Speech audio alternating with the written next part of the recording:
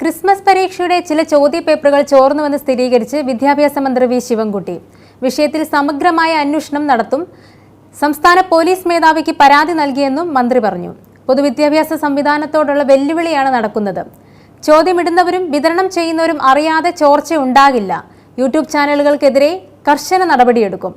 അതീവ ഗൗരവത്തോടെയാണ് വകുപ്പ് ഈ വിഷയത്തെ കാണുന്നത്. സർക്കാരിന്റെ ശമ്പളം വാങ്ങി പ്രതിജ്ഞാബദ്ധമായി പ്രവർത്തിക്കേണ്ട ചില അധ്യാപകർ കച്ചവട താൽപര്യത്തോടെ ചില കമ്പനികളുമായി ബന്ധപ്പെട്ട് വഞ്ചനാപരമായ നിലപാട് സ്വീകരിച്ചാൽ വെച്ച് പൊറുപ്പിക്കില്ല. ട്യൂഷൻ എടുക്കുന്ന അധ്യാപകരുടെ വിവരം ശേഖരിക്കും. നാളെ ചേരുന്ന ഉന്നതതല യോഗത്തിൽ ഇക്കാര്യം ചർച്ച ചെയ്യും. നന്നായി പഠിച്ചു വരുന്ന കുട്ടികൾക്ക് ബുദ്ധിമുട്ടുണ്ടാക്കുകയാണെന്ന് മന്ത്രി പറഞ്ഞു. ചോദ്യപേപ്പർ തയ്യാറാക്കുന്ന അധ്യാപകർക്കോ ചുമതലയുള്ള ഉദ്യോഗസ്ഥർക്കോ ഓൺലൈൻ ട്യൂഷൻ ആപ്പുകളുമായോ യൂട്യൂബ് ചാനലുകളുമായോ ബന്ധമുണ്ടോ എന്നും വിദ്യാഭ്യാസ വകുപ്പ് അന്വേഷണം തുടങ്ങിയിട്ടുണ്ട്. നേരത്തെ അധ്യാപകർ ഉൾപ്പെട്ട റാക്കറ്റ് ചോദ്യപേപ്പർ ചോർന്നുവെന്നും കണ്ടെത്തിയതിനെ തുടർന്ന് അന്വേഷണം ആവശ്യപ്പെട്ട് വിദ്യാഭ്യാസ വകുപ്പ് പോലീസിന് പരാതി നൽകിയിരുന്നെങ്കിലും തുടർ നടപടി ഉണ്ടായിരുന്നില്ല. ക്രിസ്മസ് പരീക്ഷകളുടെ ചോദ്യപേപ്പർ ചോർന്നാൽ വാർഷിക പരീക്ഷകളുടെ കാര്യത്തിലും സുരക്ഷിതത്വം ഉണ്ടാവില്ലെന്ന് മന്ത്രി വി ശിവൻകുട്ടി പറഞ്ഞു.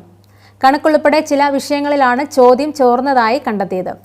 കർശന നടപടി ഉണ്ടാകുമെന്നും രഹസ്യ സ്വഭാവം നിലനിർത്തേണ്ടതിനാൽ കൂടുതൽ വിവരങ്ങൾ പങ്കുവയ്ക്കാനാകില്ലെന്നും മന്ത്രി പറഞ്ഞു. സമഗ്ര ശിക്ഷ കേരള ആണ് പാദവാർഷിക പരീക്ഷകളുടെ ചോദ്യം തയ്യാറാക്കുന്നത്. 4 സെറ്റ് ചോദ്യക്കടലാസുകൾ തയ്യാറാക്കി അതിലൊന്നാണ് വിതരണം ചെയ്യുന്നത്. അതിൽ നിന്ന് തന്നെ കൃത്യമായി ചോദ്യങ്ങൾ ചോർന്നതാണ് സംശയത്തിനിടയാക്കുന്നത്. വകുപ്പ് തന്നെ അച്ചടിച്ചാണ് ഇവ സ്കൂളുകളിൽ എത്തിക്കുന്നത്. കഴിഞ്ഞ ഓണപരീക്ഷയുടെ ചോദ്യങ്ങളും ചോർന്നിരുന്നു. അന്ന് മന്ത്രിയുടെ നിർദ്ദേശപ്രകാരമാണ് പൊതുവിദ്യാഭ്യാസ ഡയറക്ടർ അന്വേഷിച്ച് റിപ്പോർട്ട് തയ്യാറാക്കിയതിനു ശേഷം പോലീസിന് പരാതി നൽകിയത്.